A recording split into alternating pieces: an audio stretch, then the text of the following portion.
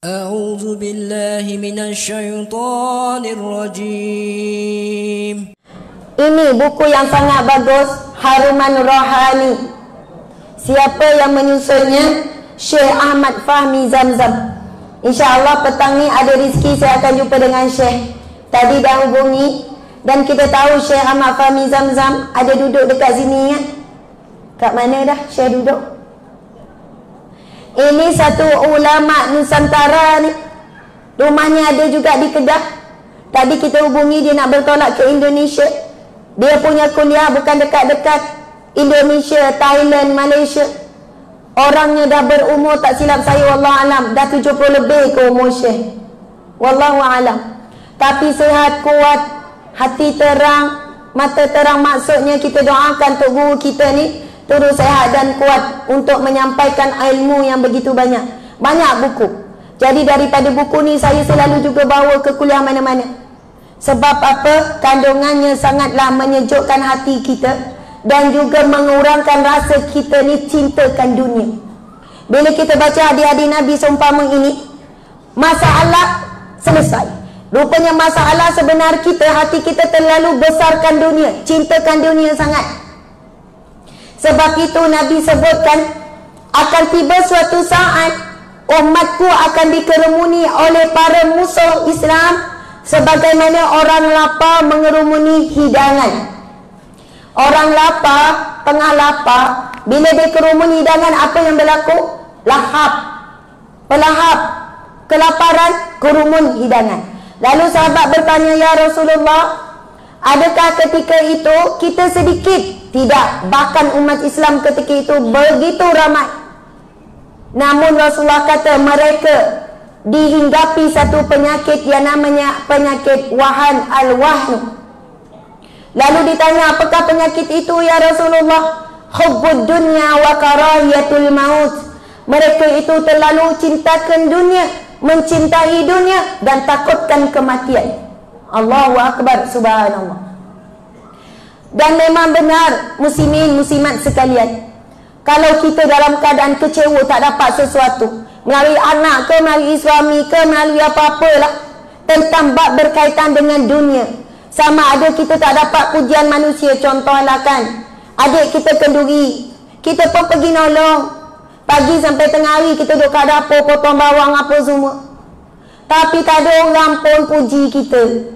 Tak ada pun orang kata, oh terima kasihlah mujulan kau ada, kau ni daripada pagi sampai tengah hari langsung tak rehat, terima kasihlah.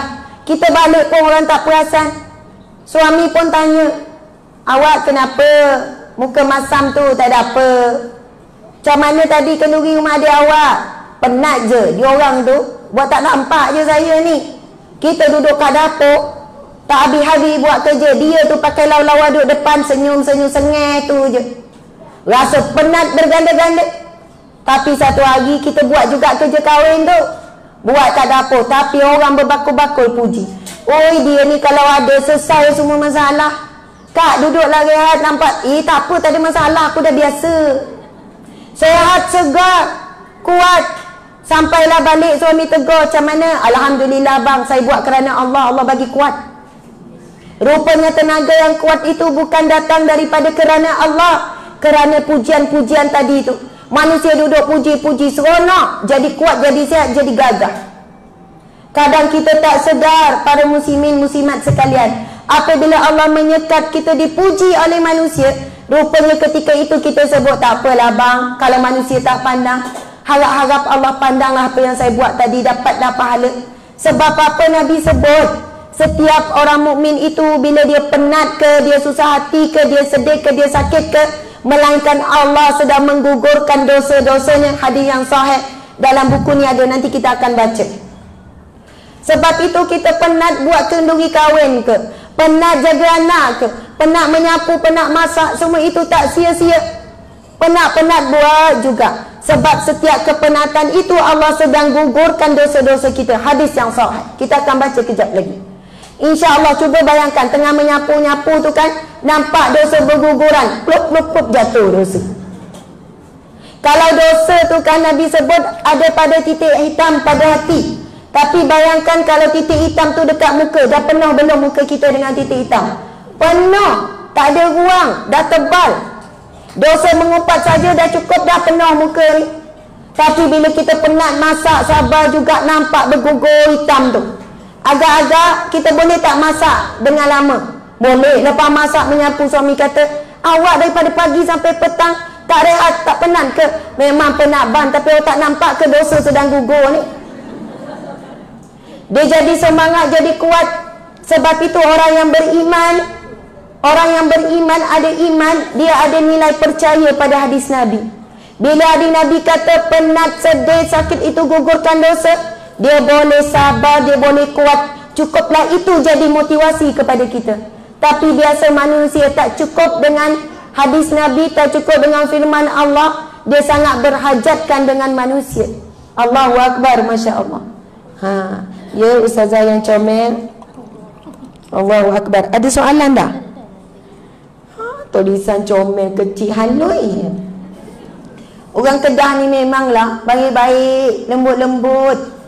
Nak cari wanita yang lemah lembut, yang comel-comel ada di Kedah ya. Marah orang tengah live tu kan. Biasalah datang Kedah pujuan Kedah, betul kan? Janganlah perasan sangat. Tapi memang betul, Masya Allah. Saya kadang dengar cara orang Kedah bercakap cayo. Betul tak cayo? Cayak. Cayak hati. Sampai suami saya cakap, mana lagi lembut? Orang Kedah ke orang Kelantan? Dia tanya saya dalam lift semalam. Kenapa pula bang? Tanya macam tu. Saya orang Terengganu ya. Dia pun orang Terengganu juga. Saya datang dengan suami ya. Masya Allah. Sebab ada orang nak ambil gambar tu kan, dia punya ayat cair semalam. Ustazah dah lama sangat berhajat nak ambil gambar dengan Ustazah, dah berdebar-debar daripada laju dia punya ayat nak ambil gambar tu, dia mujuk-mujuk tu kan. Saya kata kak ambil lah gambar.